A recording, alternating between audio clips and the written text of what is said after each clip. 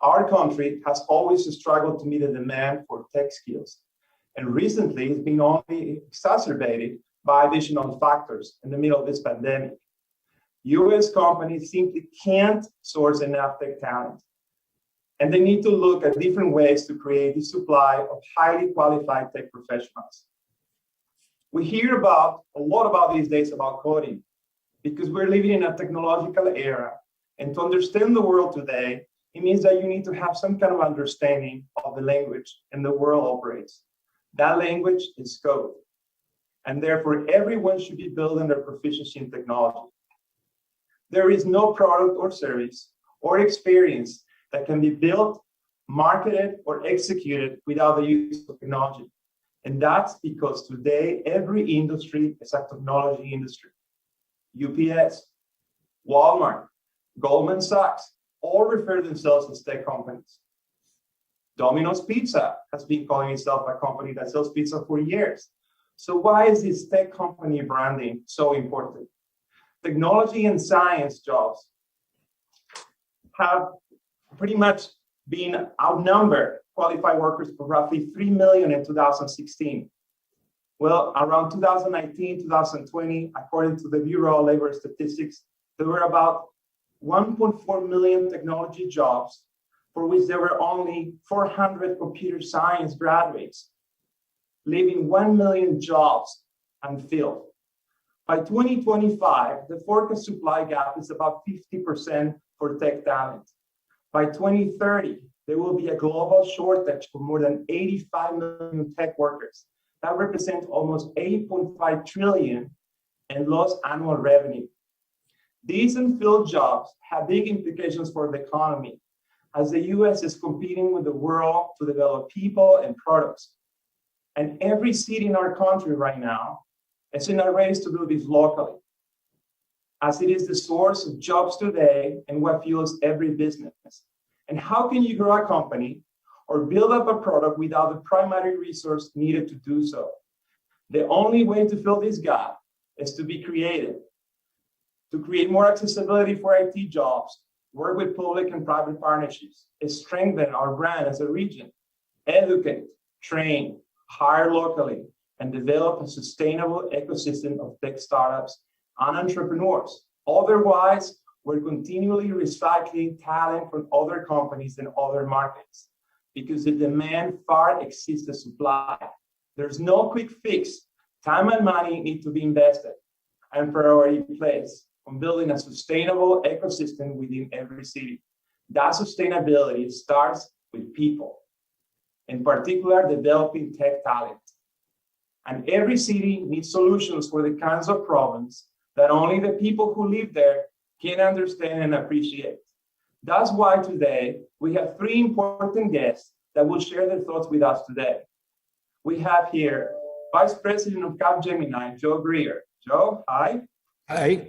We have Kim Christ. She's the Cybersecurity Director and Technology for the South Carolina Competitive Council. Hi, Kim. Hey there. We have Todd Lewis, Chair of All Things Open. He puts the largest tech event in the Southeast region in open source technology. Hi, Todd. Sergio. Well, Joe, can you please tell me a little bit about your company and what you do?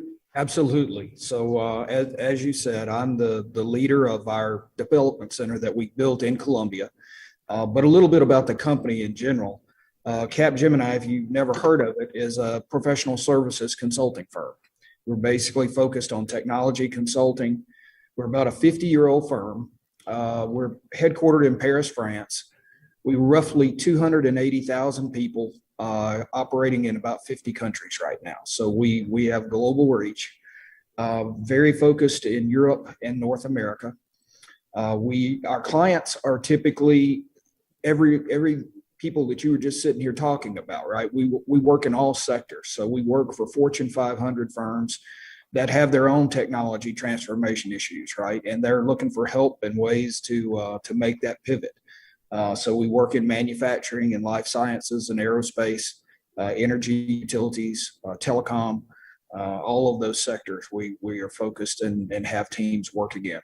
And the cool part about what we've done in Colombia is that we've got people right here in Bull Street that could be working in any one of those industries right now. The work kind of comes to them here in Columbia rather than them having to travel.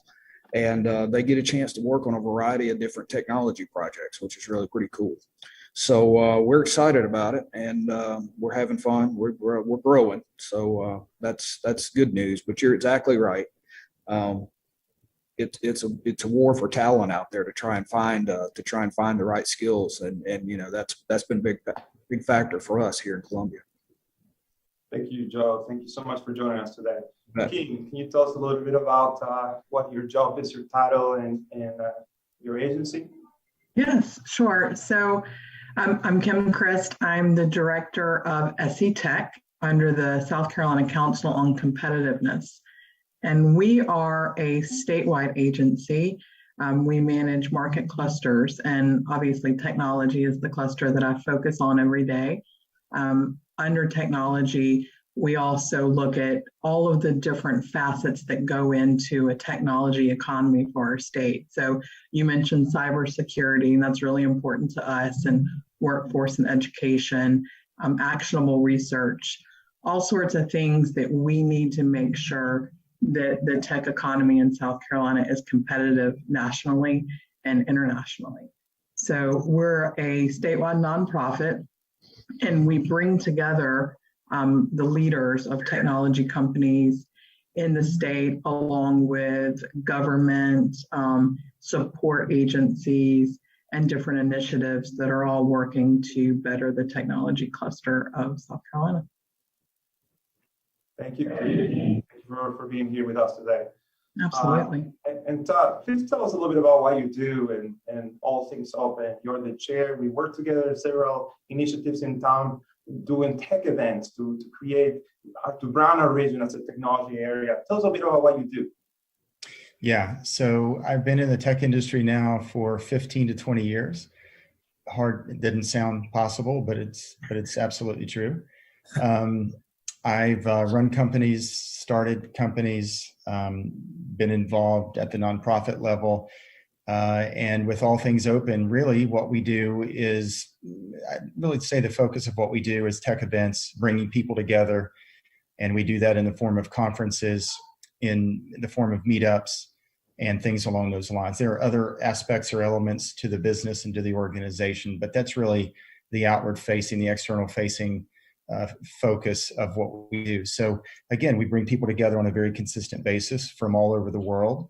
That's changed a little bit, obviously, with the onset of COVID. We've transitioned from primarily, on-site, in-person, to more of a virtual environment, but we'll revert back. We will get back to in-person.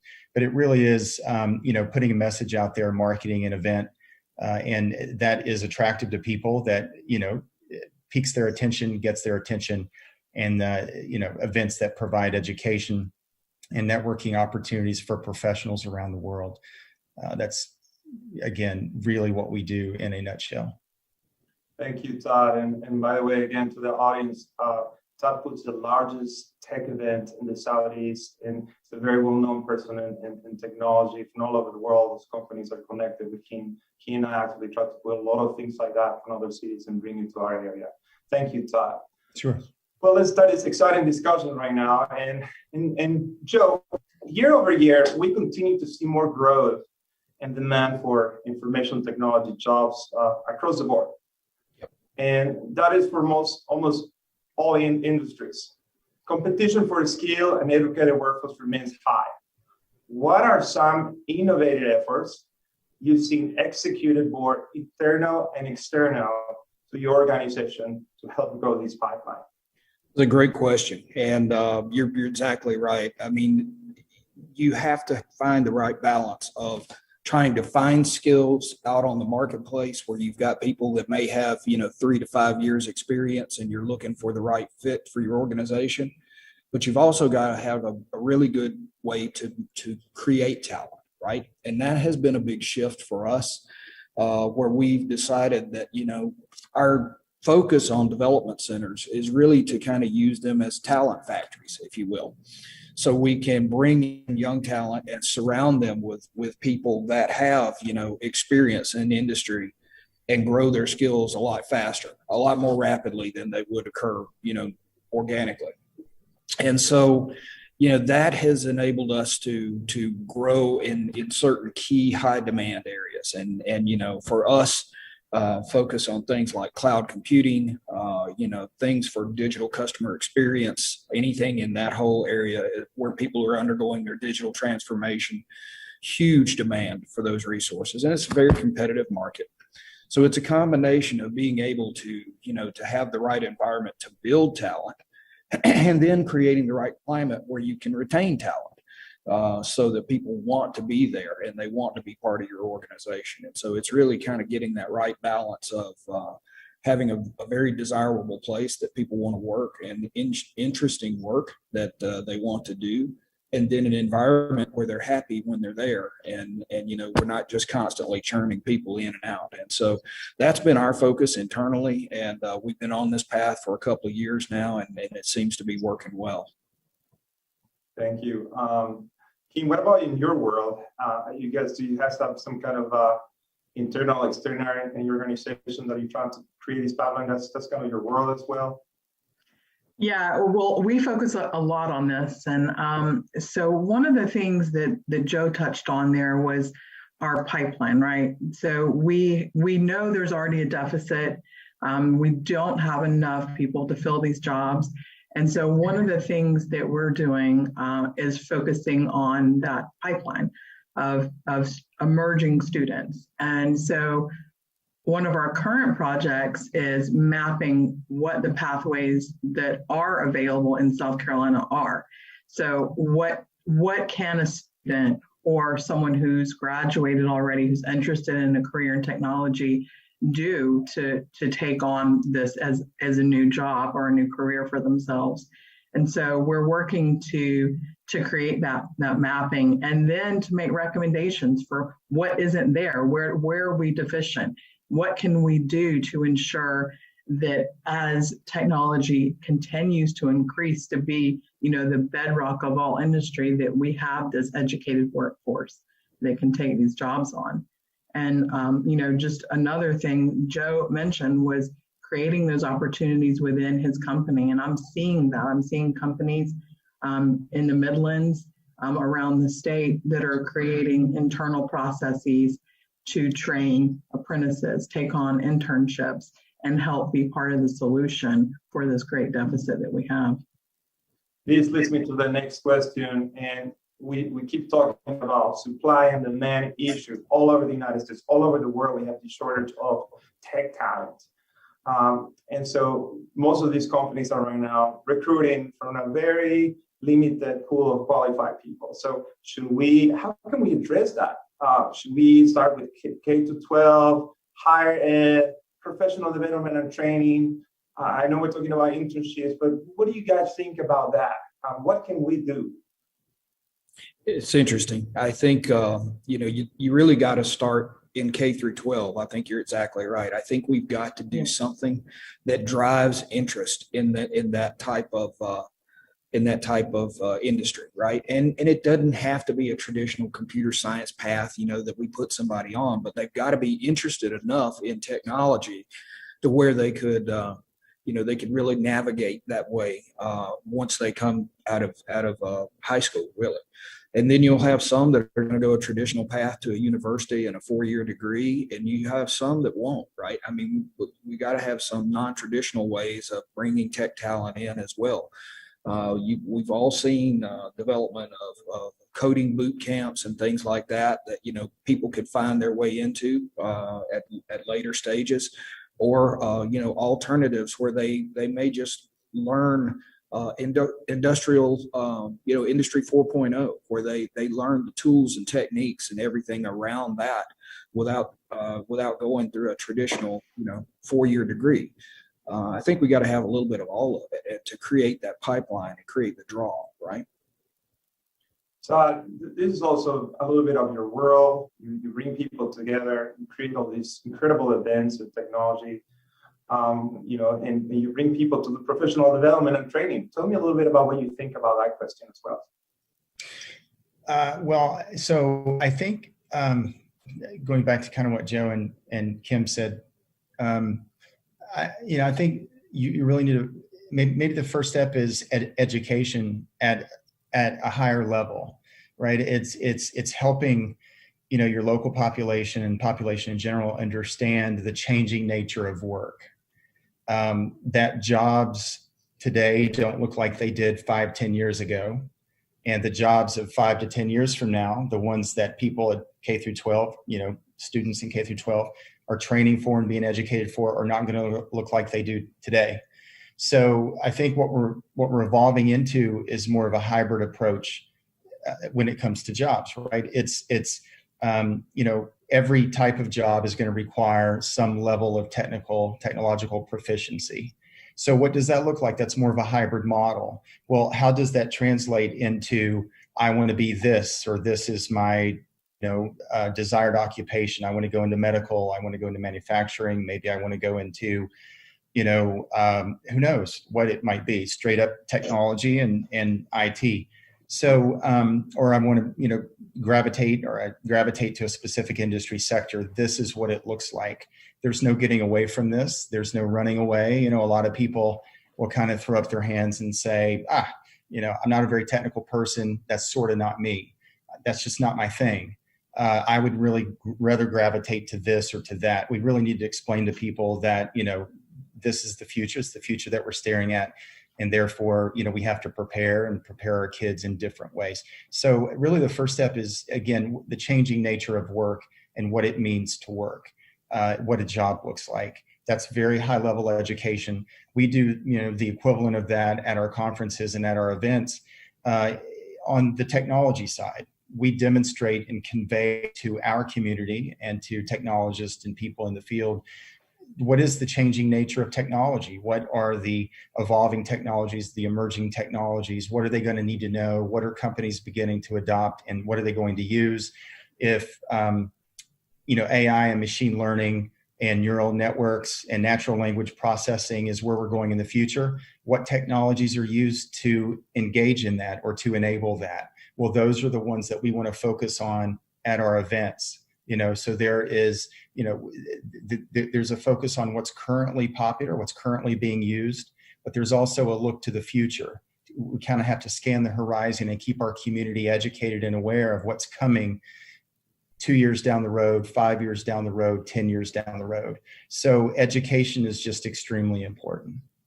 And I would say, I'm sorry, go ahead. Thank you. I was just going to say, just to talk about that K-12 piece a little bit more, we've been very proactive in creating this computer science requirement for graduation for our high school students. But what we haven't been really great at is defining what that means for these schools that maybe don't have, staff that have expertise in this area. And so we need to get better at helping our K-12 environment really envision, what does preparedness look like? When do we prepare our students? Is one computer science class adequate? And we know the answer to that is absolutely not, and that K-12 has to be introducing computer science in K-5. We need to start introducing technology as young as, kindergarten, and then by the time our students are in high school, they need to be technology literate and not just technology knowledgeable, but truly literate. We have some things happening now in the Midlands that are really cool to help with those adult learners that maybe thought, technology wasn't an avenue that they could take, but now, they're seeing all these job opportunities, and the cool things like Create Opportunity, that's partnering with the Midlands Tech, and the investment that the Department of Commerce put into SE Codes. So there's all sorts of different ways that we can meet the needs of, both our emerging workforce and our current workforce to try and help fill these voids that we have. Yeah, and I was going to go to the part of kind of where you were going with that, Kim, is, are we reaching an inflection point if we're trying to go into the K-12 system and it's becoming that ingrained in everything that we're doing? Should information technology be a part of core curriculum, just like English and history and science classes are? I mean, are we nearing that, do you think? Yes, and as a matter of fact, I believe strongly that we put a focus on the literacy of computer science as a language. When we start talking about the language of business, that's going to be coding, like Sergio mentioned in the intro. When we have students that aren't even in a technology career, but they need to market themselves or they need to be competitive in the marketplace, they're going to have to know this. And so it is a core competency. And if we're not introducing this until they're an 11th or 12th grade student, then we've really missed the boat. I think, as you look at curriculum in general, whether it's a science class or a math class or some other type of class, there are so many opportunities to inject technology literacy in those basic classes, right? So could be a project, could be something that, that just kind of sparks a fire and gets somebody where they at least understand some of the stuff. But that requires teachers that are literate enough that can do it. And I think, that's a hurdle that, I've spent some time locally trying to figure out how we can get involved with mentoring programs and how we can help. There's a lot of different ways to do that, right? But some of it could be helping the school staff themselves so that they understand it and can help with the children and the classes.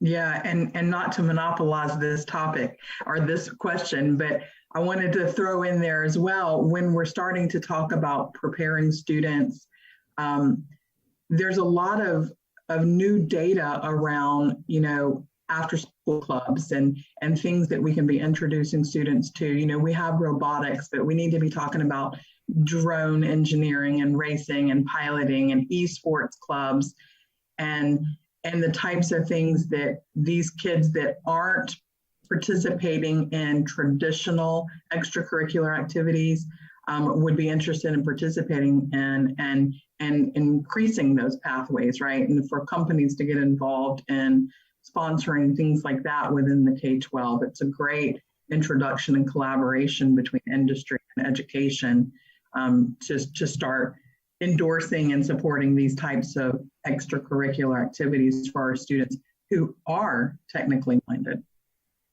Yeah, I've heard once that every time that we have a computer science graduate that leaves Colombia or even the state, it's like a $2 million loss in a lifetime. So it's a big loss for not only for our city, but for the entire region. And so what we're trying to do, economically speaking, is to create knowledge-based jobs and keep them here and build that. So those are high-paying jobs. That's how we sustain our economy here. Which leads me to the next question. Decision makers are reflective of the populations they represent. Technology serves everyone, but we continue to hear every day about the need for more diversity in the tech industry across both genders and ethnicities. How can we continue to influence the direction in the future workforce in IT at the local level? So our workforce is reflective to our community. And you and I have several discussions about that. Tell us a little bit about that. Yeah, well, so one, I agree with the premise of the question, right? Diversity is extremely important. Everyone consumes technology and their lives are impacted and affected by it. So therefore, I'm a firm believer that everyone needs to contribute, play a role, have a seat at the table, be involved in a lot of those decisions, if not all of the decisions that are being made, et cetera. So, I'll address the very basis of the premise of that statement and of the question to start. But yeah, again, a lot of this gets to messaging and a lot of this gets to education. It's impacting everyone regardless of, skin color or what your background is or who you are or, your gender. It doesn't matter. It's impacting, you directly. So the messaging needs to reflect that, and messaging needs to be targeted to every, group of people that comprise the population and that, live within the Midlands, et cetera, which is everyone. Certainly something that we do. Our events reflect that. speakers and our participants and the people presenting a lot of the technology are from very diverse backgrounds. And we firmly believe that that results in a richer experience for the attendee. It results in people looking at, technologies or maybe, a technology solution, an application of technology in a way that they maybe had never even considered. And it's extremely beneficial, and the feedback that we've received over the years has been extremely, extremely positive. The end result is just a better event in our immediate case, in the immediate example, but it also results in better technology, right? More innovation, and we all benefit when that's the case. So again, more people contributing, more people getting involved, knowing how to contribute, really benefits us all. We all have skin in the game. It's in all of our best interest to make sure that that happens. Do you think we should have more representation at decision level? So look, boy, that's an interesting question. Yes, I do. I don't know how many elected representatives have a technology background. I don't know what those numbers are, but I would love to know those numbers. How many technologists do we have in the State House, just at the state level? How many technologists do we have at the federal level? I can tell you those numbers at the federal level are extremely small, very low. Almost no one has a true technology background. Some exposure to it, yes, you can define that in a variety of ways, but a true technology background, very, very few. So you take that down, a level. Now we're talking the state. Now we're talking more of a local level. Do we have people with technology backgrounds running for office or influencing decisions or, really having a seat at the decision-making table? I certainly hope so. If not, that obviously needs to change. We need more people to get involved, whether that, regardless of what stage they happen to be at in their career. Oftentimes people don't have time to contribute and get involved. They're busy in their careers. They're starting companies. They have families, et cetera. So they have a chance to do that later in life. So be it. But people with technology backgrounds, I think contributing or having input in on decisions is just extremely important. And honestly, I don't really see it. It might exist and I'm just missing it, but I'm not seeing it maybe as much as it should be happening. And I also think that maybe we should create awareness in our community, because this is our future for our region, to have kids that are going to graduate, stay here, have great jobs. So we need to be more supportive. Every company, we should, public and private parties should work together. Everybody should know that there is a need, an urgent need to work together. Cities around the United States that are successful, like tech hub cities, most of these, the engine of successful technology hubs revolve around ecosystems of innovators, startups, entrepreneurs, a skilled workforce, and university talent and available resources, of course. And perhaps most important, all those networks that connect them, right? From those areas, where do you see Columbia region making the most progress? And what are the gaps that we need to fill? In what areas is your organization or company making an impact? Kim, would you share that with us? Sure. Well, one of the core pillars of SC Tech is to connect the tech industry. I mean, that's really one of the things we're designed to do. So we're convening leaders in regions across the state, where it's appropriate to be talking about filling the gaps and making the programs that are necessary to support entrepreneurs and innovators and tech. So I think what we need to be doing too is talking about what we are doing well and really spotlighting, those areas where we're excelling or exceeding expectations, while we're working on the back end to, really fill in what isn't happening or to support those things that need to be done.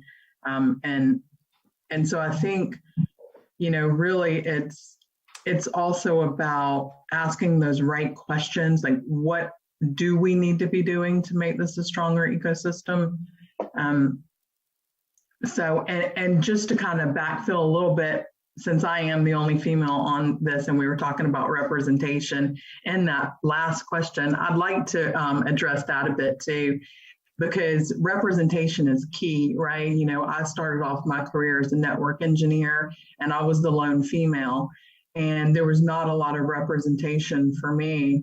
And I think that when we're talking about making sure that there is equality and access across the board in the technology world, and we're talking about, you know, supporting innovators and these startup companies, we need to be talking about making sure that we're addressing the needs of our minority startup, our minority, you know, engineer-minded people in knowledge sector. And a lot of that really starts, again, not to harp on K-12, but we lose women and Black and brown people in the technology industry by middle school. And if we're not showing representation across the board to our students that this is possible for everyone, then, you know, we're not really helping to build that pipeline. It's going to continue to look the way it is. So I think that, again, representation is key. Let's highlight these success stories and make sure that when we're doing that, we're equitable in who we're highlighting and talking about. That's well said. Well said. I have different discussions with tech companies and tech startups here in town, and they always tell me it's very hard to sometimes recruit here locally because you have to be very competitive with the salary. And we talked about these tech hubs around the United States and ethnicities and groups. You know, what can we do to kind of like sustain that here? As far as those tech startups trying to get talent to work for them. Some of that is kind of creating the right ecosystem for it, right? As you've already stated. I think, you know, I look at our situation and we've had some success hiring locally where we found talent here locally. But if we're in a situation where we're recruiting nationally and we want to bring somebody to Columbia to work here in this development center, it's a lot easier to talk somebody into relocating and moving their family if they believe that there's a thriving technology ecosystem there, right? Because if they don't like my job, they want to feel like they can go find another one without having to pick up their family and move again. And so I think it's good for all of us if we have that good ecosystem and we can get it established. And yeah, there's some competitive aspect to that, but that's up to the companies to manage. It's still healthier if you've got a thriving technology sector that people feel good about maybe moving from another part of the country because we've got really great quality of life and good economics. And, you know, it's a better environment. And I think we'll have a lot more success the more we build out that entire ecosystem. So, and this leads to the next question, a really interesting question. This pandemic here shifted the entire world into remote work overnight. And now we're seeing incredible talent migration, outflow of people moving from city to city, from really far away, from other metro areas. Are we engaged are you guys engaged in any programs or planning efforts to help recruit and attract remote IT talent? I mean, how can we strengthen our brand as a region? And what pitch will we use to lead with to promote our local value proposition to have more people coming here, since it's like big change? Anyone? I'll start and then we'll go from there. We've seen it, it's just magnitude coming out of the pandemic. But if you think about a consulting firm, most consulting firms have followed a model where they either hire in big cities around big clients, you know, so you hire in Atlanta around a Coca-Cola, or you hire in Chicago around McDonald's, or we hire in hub cities and we put people on airplanes to get where they needed to be, right? They would fly to their clients and they were gone, you know, Monday through Friday and then get home. And we tried to convince ourselves that, you know, the clients really wanted that they wanted to see the people there on site, and that and in some cases they did, you know, because I've known clients that were that way. But then COVID comes And all of a sudden, nobody's going to anybody's offices, right? And I think companies now have figured out that they didn't need all that real estate that they thought they needed. So there's a whole real estate play that's going on with this. But basically, what's happened is we're shifting in a model now to where people will be shifting from being on client sites. We'll still have some there, but not nearly as many. And we'll be letting people work remote, and we'll try and hire them around our major hub cities, and then we'll have people in development centers like Columbia, and Houston and others. And so, it changes everything for us. Now, internally, what that does is it makes people a lot more open to going to, one of our major cities because they can live and do whatever they want, right? They're not tied into the client model like they were before. But to your point, we're recruiting like crazy every day. And if we can find somebody that is tired of living in Chicago and they're tired of cold and they want to reload to a different part of the company, then that makes it easier for us. And so we're definitely recruiting in that model right now. Well said. Todd, any thoughts on that? Well, this is a once in a lifetime opportunity, right? And it's been going on now for 6 to 9 months. I think with the onset of the pandemic last January, February, it was really March before people, I think, grasped the enormity of the situation or the seriousness of the situation.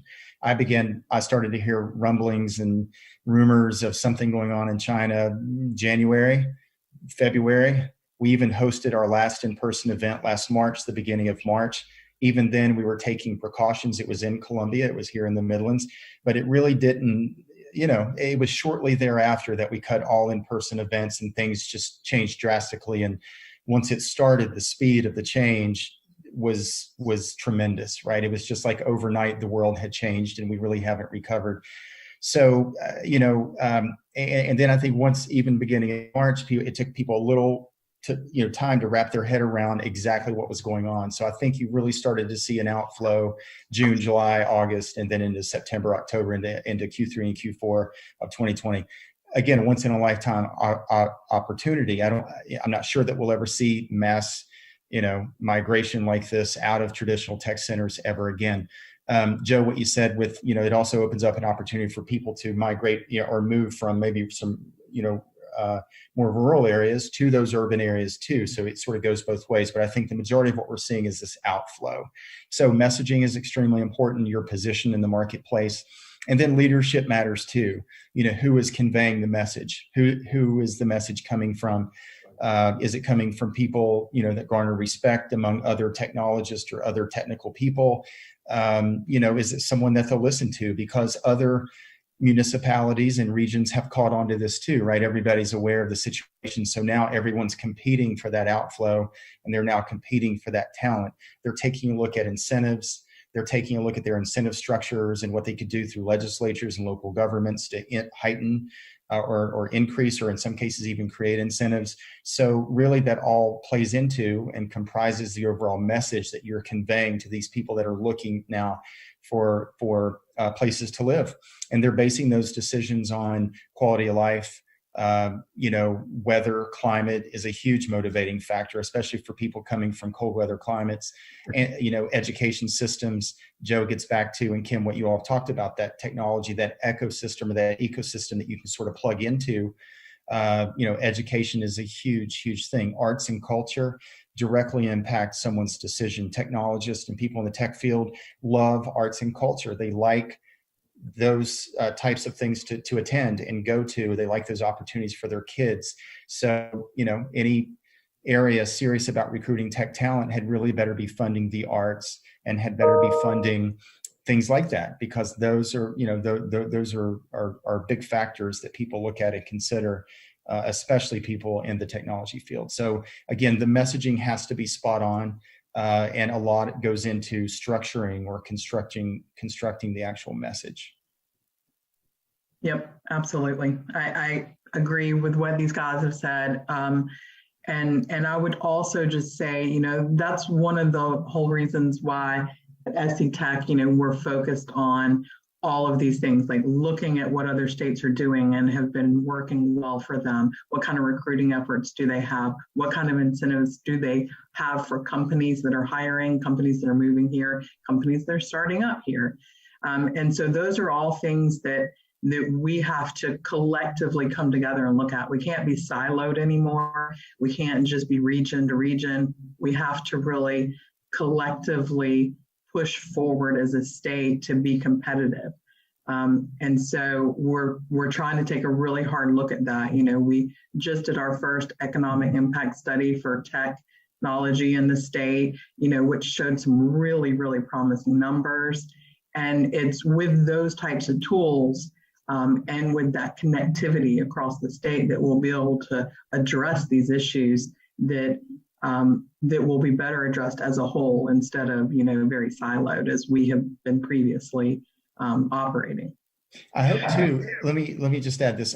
I hope that we know what our companies and what the people that hire, you know, are larger, you know, companies with more employees that are looking to hire, what they're evolving to. You know, are they post-pandemic? What are their plans? Are they going to, you know, a post-pandemic world where the majority of their employees can now work remote? Is it going to be, again, more of a hybrid environment where people can work remote, but, you know, we also expect a certain number to be in the office, maybe a minimum number of days per week? What are hiring plans, or what are you know, workforce plans once we enter that post-pandemic market? Because that really should have a huge impact on what our policies are and what the messaging is. And again, I'm sure we're doing that, but to me, it's really fascinating because I communicate with companies around the world every day. It's a huge topic of conversation. A lot of people are trying to figure it out. You know, there are pros and cons to having people off-site, on-site. There are risks that a company assumes when asking people to come back on-site, et cetera, et cetera. So it's a really a deep conversation, but it is extremely important. And so we talk in other conversations as well how other regions are branding themselves as. Yeah, so, you know, again, people have caught on to the game, right? I mean, you know, they now fully understand that we're in a very competitive environment, and that technology, again, you have industry sectors running vertical, but what you have running horizontal through all those industry sectors is technology. It's really, you know, the common item that everyone really needs to focus on, and it enables everything that, you know, everyone does regardless of sector or silo. So it's become a very competitive marketplace. So some people in regions have highlighted their superstars. You know, they've got, I'll give you a great example. You know, Raleigh and the RTP, that's just one example of a city or a tech hub that's not far from here. You know, in my world, open source is a big deal, right? So you've got Red Hat, that's Red Hat's world headquarters. So you've got Jim Whitehurst, who is now the president of IBM, but before the IBM acquisition of Red Hat was CEO of Red Hat. You know, Jim's voice within the tech field and within the open source space was especially strong. He's a very influential person. He'll, in my opinion, will be CEO of IBM here within a relatively short period of time. And so he was used often to really be the messenger to other, you know, CEOs and other tech companies, because he was very well respected. People, when Jim Whitehurst spoke, people listened. He got their attention. He was able to break through the noise. So some regions will highlight their superstars and really put their superstars, if they're willing, at the forefront of the messaging. And then other people, you know, really focus on the economic development kind of under the radar, you know, through economic incentives and things like that. So really it's through economic development officials, they'll have those conversations, because every company is, you know, that I know of, looking for incentives or looking to save money, et cetera, et cetera. And you know, conferences, events are used as part of that strategy as well. I don't mean to sound self-serving at all, but I can tell you that when a region hosts a well-known or a well-respected tech event, and you bring those people really from around the world on site to your area, and you have a chance to showcase your geographic region over a number of days, or even if it's just a single day, that matters. It's very difficult to get the attention of these people, especially people at the, you know, at the level of making decisions. It's tough to break through the noise, and conferences and events can certainly help. Those are just a few factors. a few things that I've seen done. We definitely need to strengthen our brand as a region and expose what we have here locally. We do want to have those people here.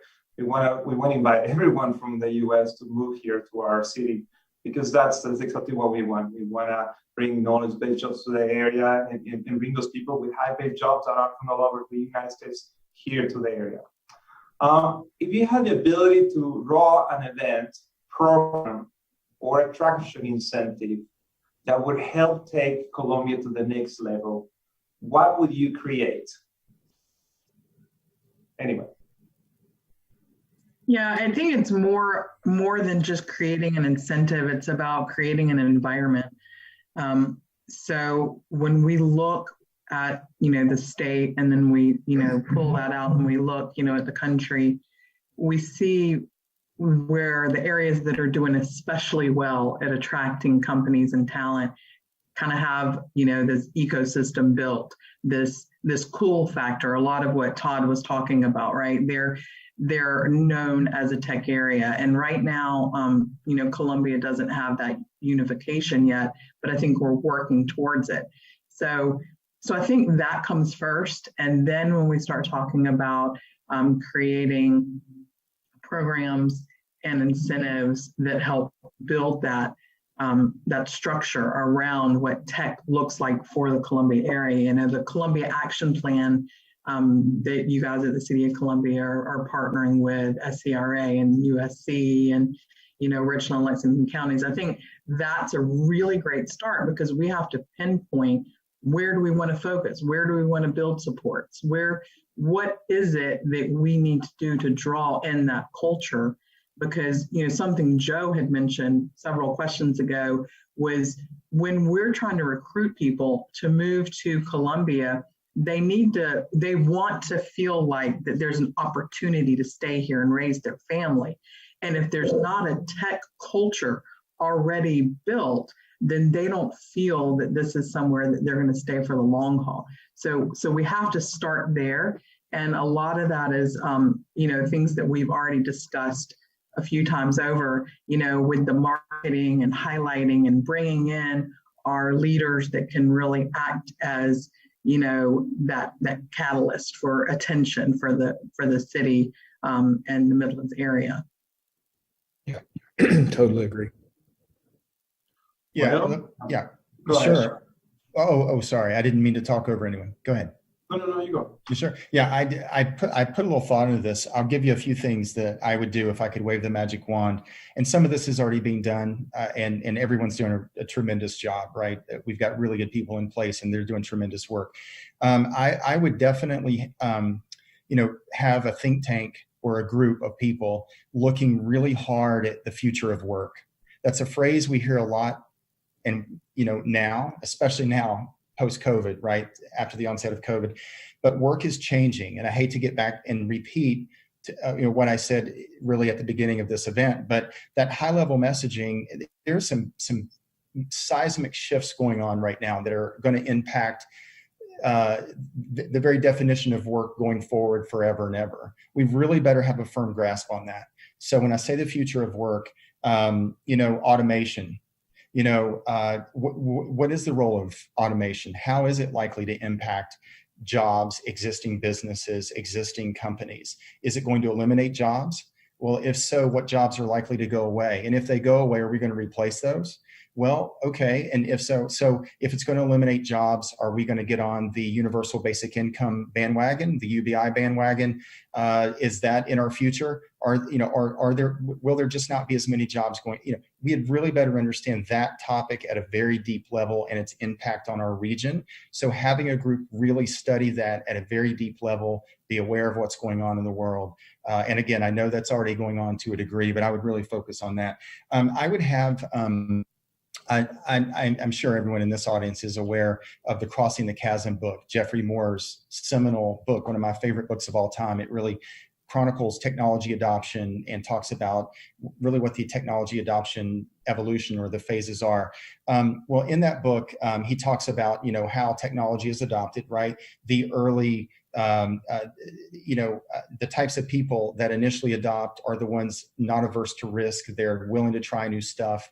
And then you've got to cross the chasm, but you've got to get right to the early majority. And those are the people just looking for a solution, et cetera. How that relates to workforce development and talent retention. And so, within every company, I think you've got some jobs that might not require cutting edge skills. So those types of jobs might attract a certain type of person. And then you've got other areas in your business, maybe on the edge, or when you look out into the future, that are going to attract maybe a certain type of, really someone out there that's skilled in the new thing or the new capability of this technology to analyze data and then, produce intelligence, et cetera. So, really, creating an emerging tech center, I think would be a very good thing. Because, what I've found, I've hired students out of the computer science program from local colleges. We've managed to attract the very best because we're working on cutting edge stuff. We're working on the coolest technology. So you need both types of people. Because those are the people that are going to create the jobs and create the startups. And if they're working at an established company, they're the ones going to spin out something. They're going to spin out a new business and then end up hiring a bunch of people. They've got, just due to their nature, their personality, they're the ones that are going to pursue funding and venture capital investment, and they're going to use it to grow. We really better do something to retain and attract those types of people, while also, again, retaining and attracting maybe some other types of, those members of the early majority, again, relating back to crossing the chasm. And if you haven't read that book, I would really strongly encourage you to do it. It'll change your worldview. And there's a reason that it's considered a classic. I'll only mention one more, but I've got many, many more. I would, and again, I know this has already happened, but I would really inventory what technologies companies are using and what technologies they intend to use. I know that we've done this, but understanding, colleges and universities do this to a degree. They'll have groups come in that advise them on what their curriculum should focus on or what their curriculum should really reflect. Make sure that we're keeping up on that. So I would really sharpen my focus on what are the needs of companies. I think when you got to the Deloitte study, right, I think it was called market orientation, understanding what our local companies and the people that are actually hiring and looking for talent, what they're using, what their needs are, what their demands are, et cetera. So I would really focus on that as well, because I can tell you that other regions are doing that. And, they have conducted surveys and they're well aware of what the companies in their area are using, and therefore how that translates into skills and the types of people that they need and that they need to be recruiting for years into the future. Those are just three. Sorry to be so verbose there, but I've put a lot of thought into this. Thank you, Todd. And we come to, again, it goes back to the awareness as well, that we all need to work together. Universities, colleges, teachers, public and private sector, and do a better job to communicate what we need to do moving forward.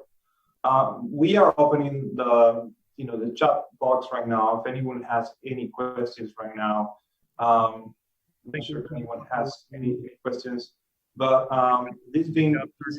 What's that? That I think we've got a couple of questions teed up already in the box. If y'all want to, I can run through some of those real quick and we can kind of go lightning round on it. I know we're nearing the end of our hour. Our panelists are gracious with their time, but they have jobs to get back to as well. So do y'all want to hit these real quick? Sure. Okay. And then we had a raised hand from, let's see it. Laura McIntosh was on. She may have dropped off. Anyway, first one, I don't know if there's a question here, maybe a bit of a comment. There's a major gap between actual skill sets of most local graduates and the entry-level skill sets needed by companies that don't have the knowledge, tools, or money necessary to create a training ecosystem for employees or mentees and interns. So I guess more of a kind of comment there regarding, college graduate skills, and then, maybe smaller tech businesses who don't have the bandwidth to do the internal training. Yeah, and I'll say this is something that we're working on actively now. And that is part of that pathways that, that we're looking at and creating recommendations for expanded pathways. And one of the things that we're seeing is, other states are taking on apprenticeship models and really kind of embracing this problem as an internal problem, right? And creating proprietary solutions. And so we're looking at what could be a proprietary solution here for us and in South Carolina by utilizing small tech companies that maybe can't afford, to hire full-on staffs, but would be willing to take on apprentices and willing to help with those pathway expansions. So I think this is something that's really important because Sergio, you had really highlighted in your opening the vast number of unfilled jobs that go every year. We know we can't rely solely on our 2- and 4-year institutions to fill that need. There simply isn't the capacity there. And so we need to be looking at what those other solutions are that are going to meet the needs in our state. And so that's one of the areas that, we're really focused on. Okay. Second, Curtis, and see some of our GrowCo folks are attending today, so glad to have y'all on here. Colin Griffin as well, I see you. This is directed towards you, Kim. It appears though SC Tech's work to pull technology leaders together to assess where gaps are is a critical first step.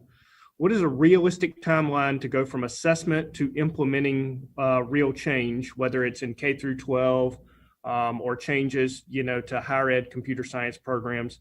So what's a realistic timeline from assessment to implementing change? And do you feel we're working at a pace fast enough, not only to catch up from being behind, but to take a lead position?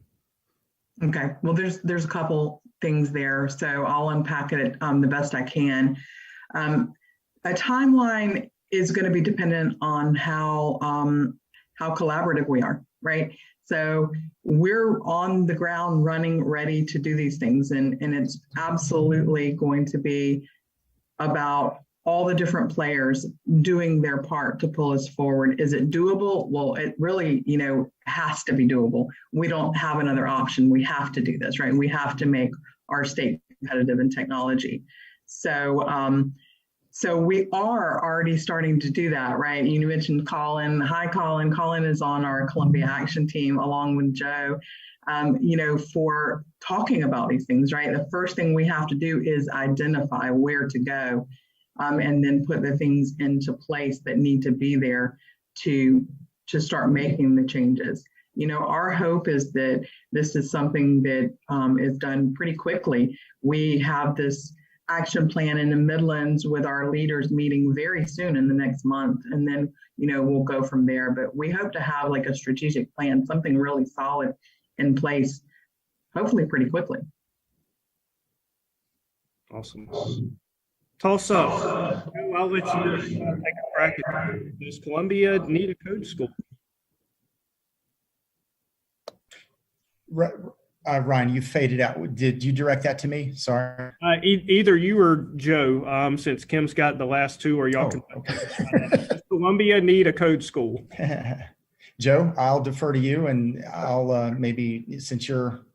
I think it'd be great, to be honest. I think, I've seen other cities where they've kind of nurtured that. I've seen different approaches to it. Some have formed nonprofits and use that as a way to kind of get into some underserved communities and open it up to find people that could migrate into the technology field. I've seen a couple of different models at different cities. I think it'd be a great thing because, as Kim said, not everybody's going to go to a 2 or 4 year school, but they may have the ability and the aptitude, and that's a way to bring them into the team, right? Mm-hmm. Yeah, I think it would be a good thing. I know we had one here for a while, so I think it's a very positive thing, and it would be moving forward. What the format of that school is, or what the structure is, as Joe stated, some of them are nonprofits, some of them are private sector, private companies. That's to be debated and to be determined. But I think overall, at a very high level, the concept, or the idea of a code school is a very good thing. Awesome. And then I guess the last comment from Aaron Curtis as well, the Midlands could use a calling card, i.e. Fiber in Chattanooga, something that's been done at the local municipal level, and an emphasis on emerging sector industry and technology. And, I'll speak from the city's perspective, what we wouldn't give to have municipally owned and operated broadband at this point. We're very thankful to have the state's largest water sewer utility system, but information and the ability to transmit that quickly and correctly is just ever becoming a bigger currency in the world that we live in. And it's very cost intensive to do a local level broadband. Maybe a project for some point down the road. So. Yeah, Chattanooga, it's attracted many people because of their internet. Lots of innovators and entrepreneurs. So, yeah, it would be great. I think it shows an investment, right? I'm sorry. We're all passionate about this. We could probably talk all day, or I could. But I think what Aaron is saying there really highlights the investment, right? A community is making in being technology forward. And a calling card could be something as simple as what it is we're embracing. Todd mentioned emerging technologies. Like what is it we're going to embrace as a city? And then that can be our calling card. Yeah, one of the things that we've kind of bounced around here is, the whole smart cities aspect. There's a lot of different things you can do, but that's one of those things that you could start small, and it does show an investment. It shows passion by the local community, so, and demonstrates some pretty cool technology as well. Ryan, do you have any more questions there? I think that's it that we have in the box. So we're about 5 minutes over, but I think well, thanks everyone for joining us today, to our audience. Now, by the end of this webinar, you probably understand now there's a big urgency to do something about it. Again, there's a high demand in IT jobs, and there's a shortage. And so we need to all work together and create awareness in our region that we need to work together as a community, as a region. Again, thank you. This is Sergio Pericho. We have Ryan Coleman to help me out. Joe Greer, thank you. Chris, thank you. And Todd Lewis, thank you so much for all being here today. Have a great afternoon.